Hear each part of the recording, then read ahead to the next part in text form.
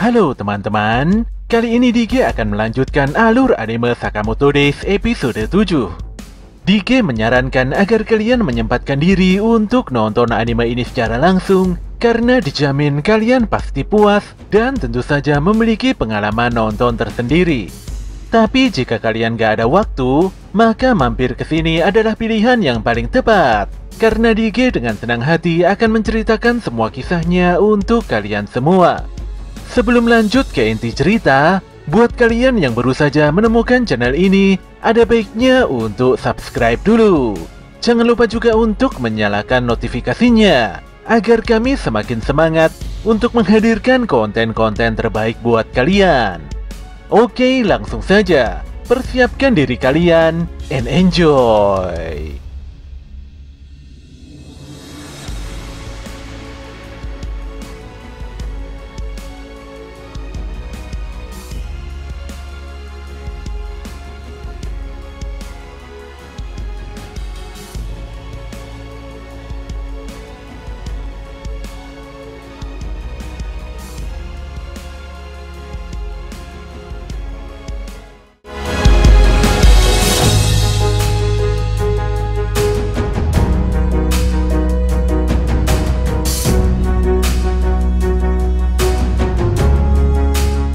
Pagi itu Sakamoto dan Aoi tengah menghadiri kegiatan belajar Hana di sekolah.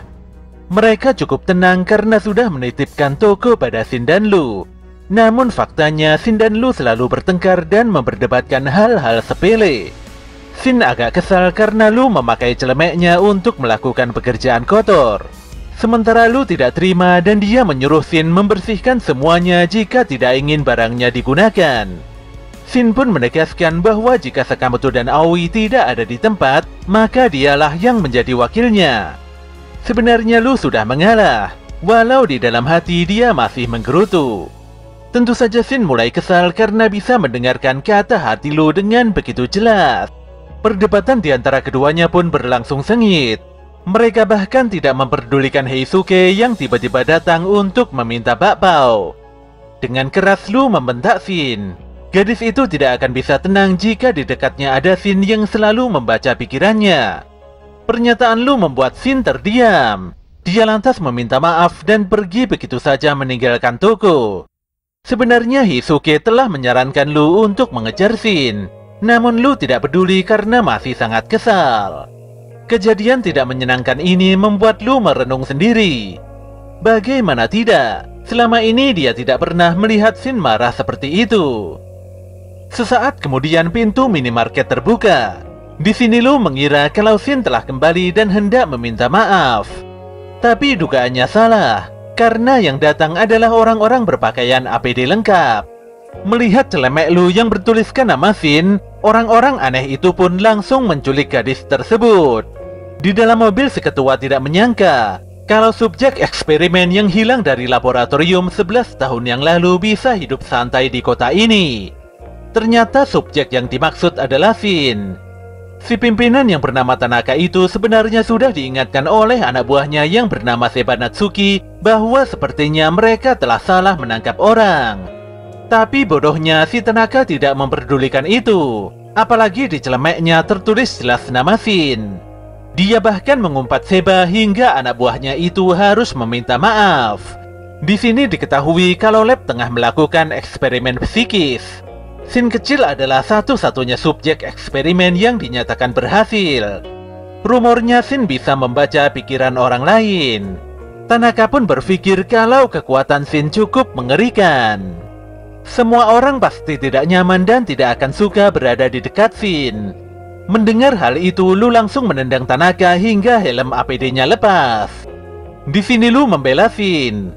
Walau menurutnya Shin itu bodoh dan tidak pedulian, namun dia lebih baik daripada Tanaka. Belum tentu juga Shin mengalami kemalangan, hanya karena dia berbeda dari orang lain.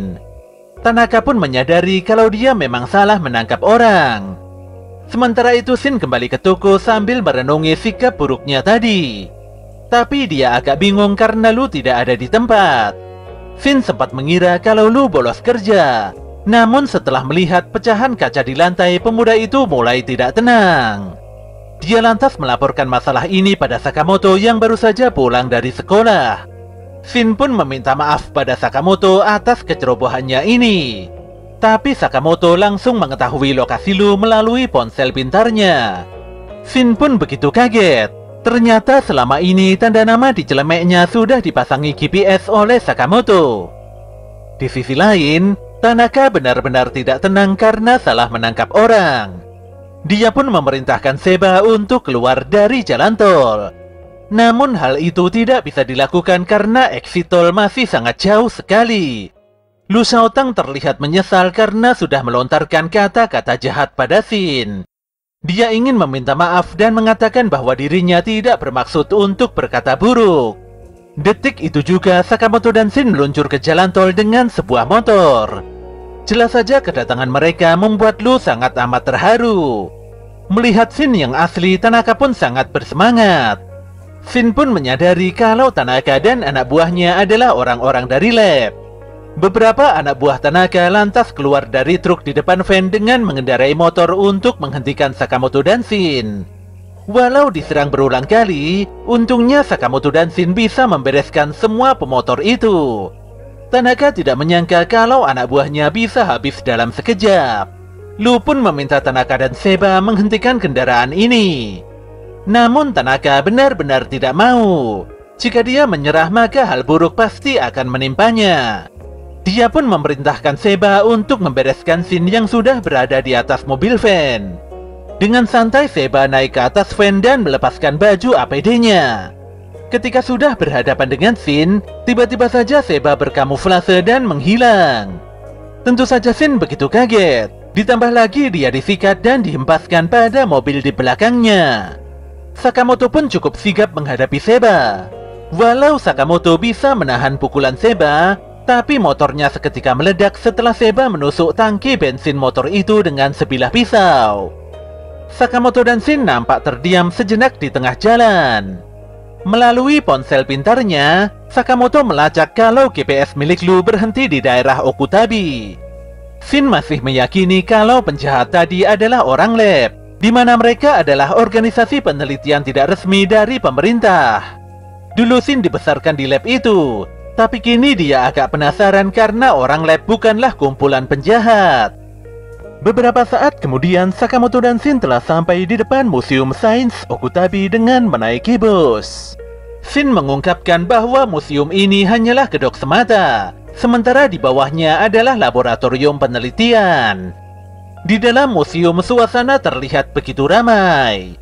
Sakamoto dan Shin jadi tertarik untuk foto-foto dengan memakai kostum dinosaurus. Setelah itu keduanya menuju jalan rahasia yang mengarah pada lab di gedung sebelah. Di sisi lain, Tanaka dan Seba mengantarkan Lu pada lelaki misterius dengan topeng kepala rusa. Sosok aneh yang bernama Kashima itu membuat Tanaka berkeringat dingin. Ditambah lagi lelaki itu mengancam akan menghabisi Tanaka jika dia berbohong. Tanpa basa-basi, Seba lantas berkata pada Kashima bahwa gadis yang ditangkap ini bukanlah Shin. Namun demikian Seba begitu yakin bisa segera menemukan Shin yang sebenarnya. Jelas saja Tanaka langsung digelandang ke penjara karena berani membohongi Kashima. Demi memuaskan hasrat si bos besar, Kashima pun mengandalkan Seba untuk menangkap Shin. Jelas saja Seba akan melakukan perintah itu dengan sebaik-baiknya. Saat ini Sakamoto dan Shin tengah berada di sebuah ruangan yang memiliki banyak jam serta kerangka dinosaurus. Keduanya pun membuka lift rahasia setelah menyelesaikan sebuah puzzle. Namun alarm peringatan penyusup tiba-tiba menyala karena Shin salah memasukkan kode rahasia lift. Detik itu juga dua patung beruang menembaki Sakamoto dan Shin. Tapi keduanya sangat sigap dan berhasil menghancurkan dua patung tersebut. Ternyata serangan beruang tadi hanyalah fase serangan pertama. Kini Sakamoto dan Shin harus waspada pada fase serangan kedua, di mana mereka sudah diincar oleh sosok kerangka T-Rex. Shin pun kebingungan tentang bagaimana caranya mengalahkan si T-Rex. Tapi Sakamoto malah tidak ingin menghancurkan T-Rex itu karena dia ingin memperlihatkannya pada Hana. Shin lantas berkata kalau di mulut si T-Rex terdapat semacam mesin yang mungkin bisa dihancurkan dengan stun gun milik Sakamoto. Sakamoto pun mengerti dan dia langsung menembakkan senjatanya itu pada mulut si T-Rex. Tembakan itu pun berhasil menghentikan gerakan si T-Rex. Namun sistemnya malah restart sendiri hingga level power si T-Rex memasuki maksimal. Detik itu juga Sakamoto sadar bahwa si T-Rex berubah jadi lebih kuat dan sangat cepat. Saking cepatnya, serangan ekor si T-Rex membuat stun gun Sakamoto hancur berkeping-keping.